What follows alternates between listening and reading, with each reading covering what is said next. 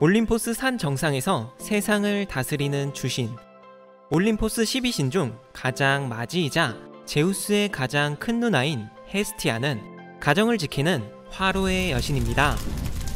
그녀는 싸움을 싫어하고 자애심이 넘치며 누구보다도 평화를 사랑하는 가정의 수호신인데요. 헤스티아는 싸움은 물론 말다툼에조차 그다지 관여하지 않는 성격으로 다른 올림포스 신들인 그녀에게 있어서 동생들이나 조카들이 종종 다툼을 할 때면 헤스티아는 큰 누나로서 끼어들어 동생과 조카들의 싸움을 중재하기도 하였습니다. 헤스티아는 다른 신들이 활발하게 세상을 돌아다니며 사고를 치거나 지상에서 전쟁을 한답시고 난리를 피우고 있을 때도 언제나 홀로 난로가에 앉아서 조용히 불을 지키며 항상 화목한 가정을 지켜주었습니다. 이 때문에 그녀에 관한 신화는 거의 존재하지 않았는데요. 보통 막장으로 만들어지는 국내의 아침 드라마와 같은 그리스 신화에서 정숙한 헤스티아의 등장이 굉장히 적은 것은 어찌 보면 당연한 일이었죠. 하지만 그런 그녀에게도 다른 신들과 얽힌 조그만 일화가 있습니다. 올림포스에서 가장 상냥하고 자비로운 여신인 헤스티아, 그런 그녀를 연모하는 두 명의 신이 있었는데 바로 아폴론과 포세이돈이었습니다. 올림포스에서 한 성깔 하는 헤스티아의 조카와 동생은 서로 한치의 양보도 보이려 하지 않았고 그들은 투닥투닥 다투면서도 헤스티아 누나에게 적극적으로 구애하였습니다. 이에 심기가 불편해진 헤스티아 누나, 애들이 다투는 모습을 싫어하던 그녀는 제우스를 찾아가 걔들이 다툴 바에야 내가 평생 혼자 살겠다는 충격적인 발언을 해버립니다. 제우스는 곧바로 큰 누나의 부탁을 들어주었고 그렇게 제우스의 보증과 함께 헤스티아의 신화는 끝이 납니다.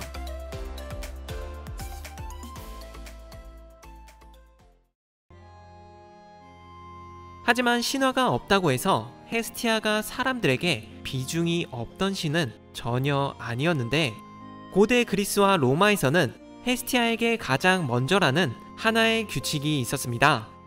사람들은 가정의 화로에서 가장 먼저 헤스티아에게 공물을 바쳤는데 이 때문에 그녀는 다른 어떤 신들보다도 가장 먼저 제물을 받을 권한이 있었는데요. 당시 화로는 사람들의 주거 공간 중에서 가장 중요하고 신성한 영역으로 사람들은 화덕을 중심으로 생활 공간을 만들어 나갔습니다. 그들은 화덕에 모여들어 어둠을 밝히고 추위를 쫓으며 그곳에서 요리를 하면서 음식을 만들어 먹었는데 가족들은 화덕으로 옹기종기 모여 앉아 이런저런 담소를 나누었고 어른들은 이곳에서 자손들에게 생활의 지혜와 전통을 전해 주었습니다. 그렇게 화덕은 안정된 가정생활의 상징으로 작은 불씨가 만들어준 이 화목한 가정은 인류 문화의 창달을 이끌어내었는데요. 이들에게 불은 곧 생명이었고 굉장히 신성한 것이었습니다.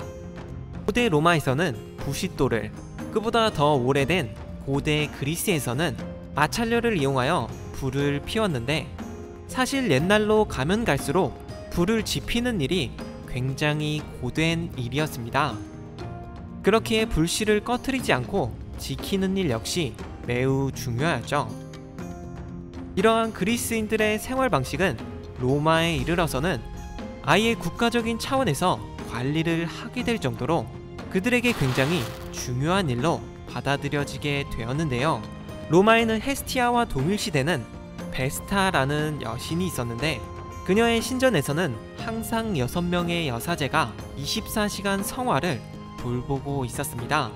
그녀들의 역할은 절대로 불이 꺼지지 않게 돌보는 것이었는데요.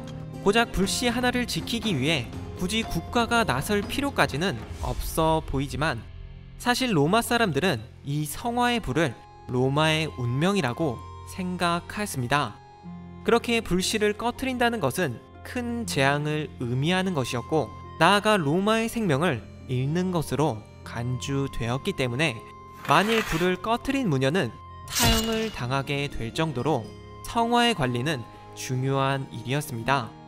성화를 관리하는 무녀들은 10살 이전에 입회하여 30년에 달하는 의무 복무 기간을 가졌는데, 이동안 신녀들은 베스타 여신을 따라 반드시 처녀의 순결을 지켜야만 했습니다. 무려 30년 동안이나 성화도 모자라 순결을 지킨다는 게 쉽지 않은 일이었지만, 만일 그녀들이 30년의 복무 기간을 무사히 마친다면 황제도 감히 무시하지 못할 명예와 그녀들은 막대한 이권과 특권을 가지며 사회로 복귀할 수 있었습니다. 반면 복무 기간 동안 불을 꺼뜨리거나 처녀성을 잃는다면 그녀들은 생매장이라는 혹독한 처벌을 받아야 했습니다. 사실 이 조그만 불을 꺼뜨렸다고 사형을 시킬 정도로 그렇게 큰 잘못인가 싶지만, 사람들은 이 조그만 불씨 하나로 인류의 문명이 시작되고 불이 인간을 다른 동물보다 월등한 존재로 만들어 주었다는 사실을 잘 알고 있었기에 이토록 불씨를 소중히 하였던 것 같네요.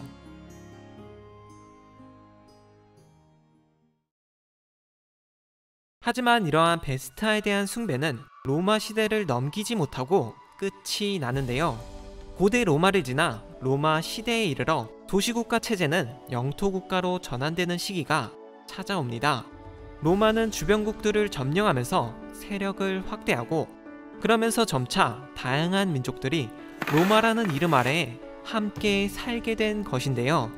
사실 이는 가정이나 지역사회가 중심인 베스타 신앙과는 맞지 않는 상황이었고, 로마에는 노예제나 빈부격차 등 추가적인 사회적 문제가 심화되었습니다.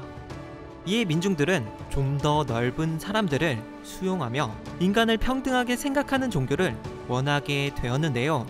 그렇게 알려진 것이 민족이나 국가, 인종, 빈부나 귀천의 차이를 넘어 모든 인간은 신 앞에 평등하다고 생각하는 종교인 그리스도교였습니다. 한국에선 그리스도교라는 이름보단 기독교라 칭하는 이 종교는 순식간에 베스타 신앙을 대체하기 시작하였고, 사람들은 헤스티아가 아닌 하나님이라는 이름 아래에 모여들기 시작하였습니다. 그렇게 기독교의 영향력이 점점 더 커지면서 사람들은 더 이상 헤스티아를 필요로 하지 않았고, 헤스티아의 신녀들에게 보내던 어마어마한 공경심은 모두 교회를 향해 보내지게 되었죠.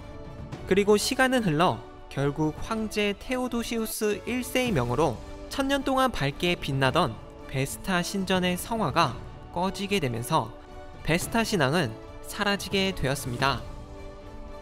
그리고 오늘날에 이르러 사람들은 기독교를 믿으며 화덕이 아닌 텔레비전이나 식탁에 모여들며 이야기를 나누고, 중앙 난방시설이 집 안으로 들어오면서 화덕에 설 자리는 없어져 갔습니다. 그렇게 화덕의 의미가 사라지면서 화덕에 타오르던 불꽃을 보며 헤스티아에게 감사하던 사람들도 없어졌기에 항상 화목한 가정을 지켜주던 헤스티아는 사람들 사이에서 잊혀졌습니다.